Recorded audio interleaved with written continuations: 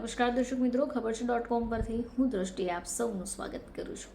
દર્શક મિત્રો, હાલમાં ખૂબ ગરમી પડી રહી છે. હવે આ દિવસોમાં શું થાય કે આપણે કંઈ પણ બનાવ્યું હોય અને જો ભૂલથી એ ખોરાક બહાર રહી જાય તો પણ બગડી જાય છે.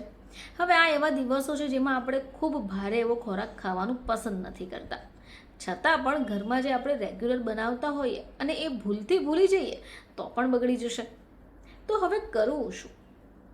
તો મિત્રો, ઉનાળામાં જો તમે બનાવ્યા હોય દાળ અને શાક અને બગડી જતા હોય, તમારે ફેંકી દેવું પડે, તો તમે આ ટિપ્સને ફોલો કરી શકો.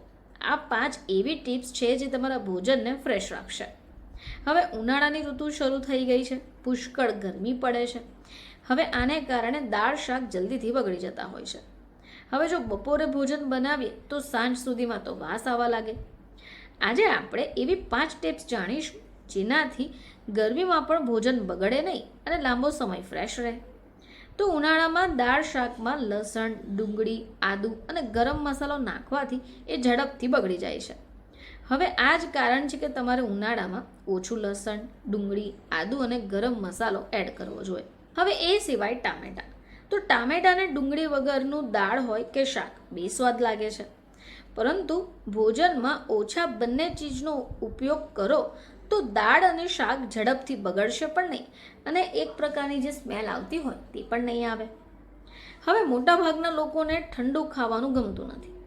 હવે જ્યારે પણ ખાવા બેસે ત્યારે દાળ હોય કે શાક વારંવાર ગરમ કરીને જમતા હોય છે.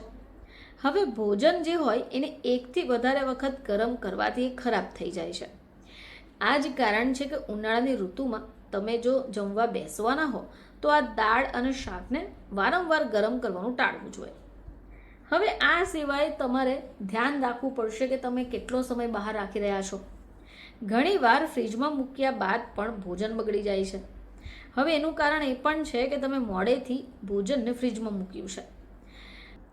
આ જ કારણ છે કે તમે એકવાર જમી લો, ભોજન ગરમ હોય એને ઠંડુ થવા દો અને બાદમાં જ ફ્રીજમાં મૂકી દો.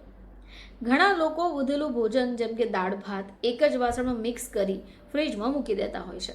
જો કે આ ખોટી બાબત છે. આનાથી શું થશે કે દાળ શાક બગડી જવાની સંભાવના રહેશે.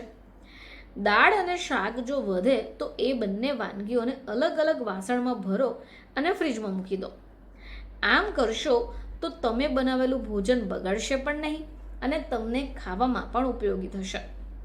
તો દર્શક મિત્રો, આવી નાની નાની બાબતોનું જો તમે ધ્યાન રાખશો તો ચોક્કસપણે તમને નુકસાન નહીં પહોંચે. ફરીથી તમારી સમક્ષ હાજર થઈશું. ત્યાં સુધી જોતા રહેજો ખબર છે .com.